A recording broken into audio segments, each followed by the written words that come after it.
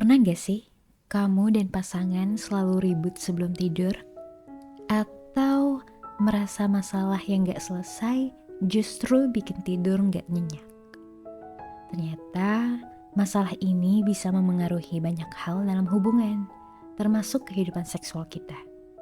Coba pikirkan sejenak, apakah kamu dan pasangan sering bawa masalah sehari-hari ke dalam kamar tidur?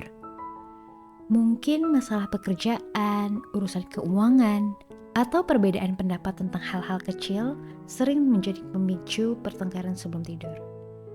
Ternyata, konflik yang tidak terselesaikan bisa berlanjut ke ranjang kita.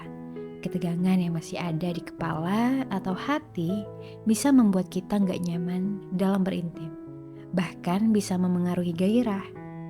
Ketika ada masalah yang belum selesai, kita jadi terjebak dalam perasaan marah, kecewa, atau kesal. Semua itu bisa memengaruhi bagaimana kita merasa terhadap pasangan, baik secara emosional maupun seksual.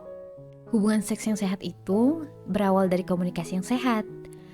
Kalau kita nggak bicara dengan baik tentang masalah kita, perasaan kita yang belum selesai bisa menghalangi kita untuk merasa dekat dan terhubung dengan pasangan. Misalnya, jika ada salah paham yang terjadi di hari itu, jangan dibiarkan itu terpendam. Perasaan terabaikan atau tidak didengar bisa berujung pada penurunan gairah seksual. Pasangan yang tidak merasa aman atau dihargai tidak akan merasa nyaman untuk membuka diri, apalagi berintim. Lalu, apa yang bisa kita lakukan untuk mengatasi masalah ini? Pertama, belajar untuk menyelesaikan masalah dengan kasih sayang, bukan amarah. Saat kita menghadapinya dengan tenang dan hati yang terbuka, kita bisa menyelesaikan masalah tanpa menambah beban emosi. Jika merasa kesal, ambil napas dulu dan hindari mengungkit masalah di waktu yang salah. Tidur itu adalah waktu untuk kedamaian, bukan tempat untuk pertengkaran. Kedua, buat waktu khusus untuk bicara. Jangan biarin masalah membesar hanya karena kita menghindari percakapan penting. Coba deh luangin waktu untuk berbicara dengan suami atau istri kamu. Bahkan kalau itu hanya untuk hal-hal kecil yang mengganggu. Komunikasi yang terbuka itu tanpa saling menyalahkan dan dapat memperkuat hubungan emosional kita. Ketiga, tunjukkan empati. Ketika pasangan merasa dipahami, dia akan lebih mudah untuk membuka diri dan menyelesaikan masalah bersama. Coba deh untuk mengerti perasaan pasangan, meskipun kita mungkin tidak sepenuhnya setuju dengan pandangannya.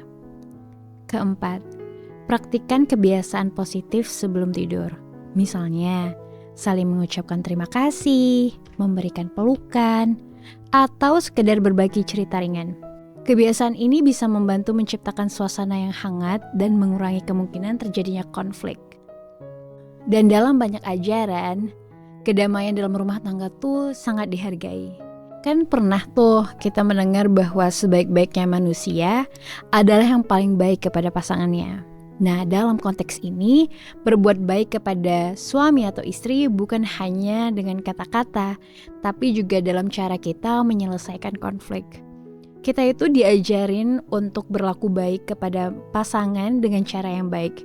Nah, ini ngajarin kita untuk selalu menjaga keharmonisan dalam berkomunikasi, bahkan ketika ada perbedaan. Ketika kita menyelesaikan masalah dengan kasih sayang dan niat baik, kita tuh menjaga hati pasangan tetap tenang dan hubungan tetap hangat loh. Jadi, jangan biarin masalah yang belum selesai mengganggu hubungan kamu, terutama saat tidur. Konflik yang tidak terselesaikan itu hanya akan memperburuk keadaan, baik dalam komunikasi maupun dalam kehidupan seksual. Ingat ya, kedamaian dimulai dari dalam diri kita, dan itu akan tercermin dalam hubungan kita. Coba deh untuk bicara, saling mendengarkan, dan menjaga hati satu sama lain. Karena pada akhirnya, cinta yang sejati itu hadir dalam saling memahami, bukan dalam kebisuan atau pertengkaran yang tak berujung.